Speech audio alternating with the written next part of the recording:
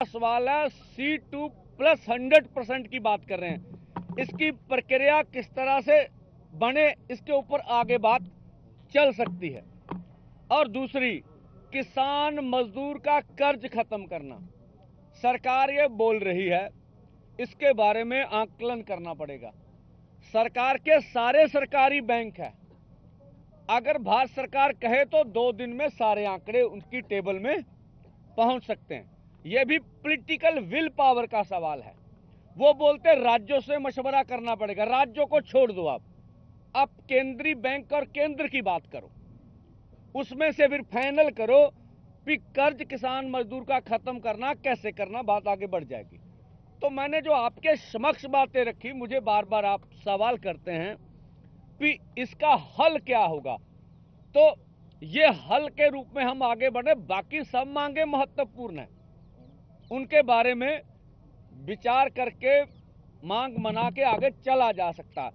जो खेती संकट को हल करने की बात है, अब खेती किस तरह से प्रफुल्लित हो भारतवर्ष में, असल किसानों का किस तरह से भला हो, ये बात इस तरह से हो सकती है।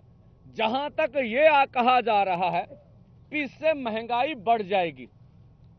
अब पहले एमएसपी हमें मिल रही है, बहुत सी फसलों पे सरकार खरीद कर रही है, तो वो बोले धान और गेहूं पे एमएसपी हमें मिल रही है, तो इसका संबंध महंगाई से कहां है, बोल दे। मैं उचित जवाब दे रहा हूं उनको, कहां से महंगाई। जिन फसलों पे सरकार खरीदी करती है उनका रेट बाजार में कम है, जिन फसलों पे सरकार खरीदी नहीं करती है उनके दाम मार्केट में बहुत ज्यादा हैं। ये उल्ट प्रभाव है।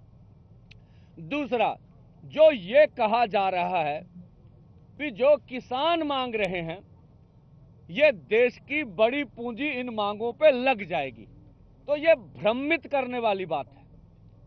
देखिए, बहुत सी कैलकुलेशन आपके सामने आई है, वो कह रही हैं अगर 23 फसलों की भी हम बात करें, 36,000 रुपए से 37,000 करोड़ रुपए से चल सकता है।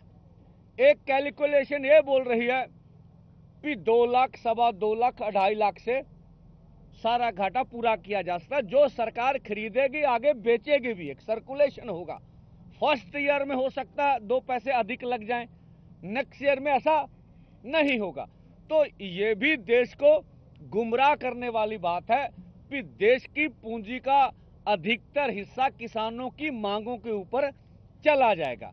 और दूसरी बात, और जो मैंने अभी आपके सामने बोला 2.25 लाख, 2.5 लाख करोड़ रुपया, तो अभी देखे हमारी आबादी कितनी है, 60% देश का किसान है।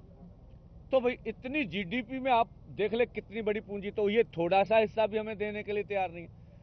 तीसरा, अगर एमएसपी पे लीगल कानून पर खरीदी होगी, सरकार ने पीडीएस सिस्टम रखा, वो बोल रहे हैं हम 80 करोड़ से प्लस लोगों को मुफ्त अनाज देंगे। तो कैसे देंगे भाई, आप खरीदेंगे तभी देंगे, खरीदी करेंगे तो देंगे। तो जो पहले आप हमसे खरीदे, किसान को उचित मूल्य मिले, पीडीएस से आप जो गरीब हैं उनको दें, तो दोनों बातें आपस में बिल्कुल आगे बढ़ सकती हैं। आप तो तेल बीज दालें विदेशों से मंगा रहे हैं, किस लिए मंगा रहे हैं भाई, हम पैदा करने के लिए तैयार है, इसलिए बाहर से भी हमें एमएसपी पे खरीदी नहीं होती, तो हम इधर बढ़ नहीं रहे। अगर हमें बोल दें अब एमएसपी लीगल गारंटी कानून माना है, हम आपको पैदा करके देंगे इसी देश में, किसान का भला भी होगा और जो गरीब है पीडीएस में उसे भी दिया जाएगा। तो जो अभी पूरे दुनिया भर में सवाल निकल के आए केंद्र की ओर से, हमने आज की पीसी में उनका जवाब देने की बात कर रहे हैं। आगे बात डलेवाल साहब बोलेंगे। देखिए, पंधेर साहब ने मोटी मोटी बात आप सबके सामने रख दी है, लेकिन इसमें थोड़ी थोड़ी बात मैं ऐड ऑन करना चाह रहा हूँ।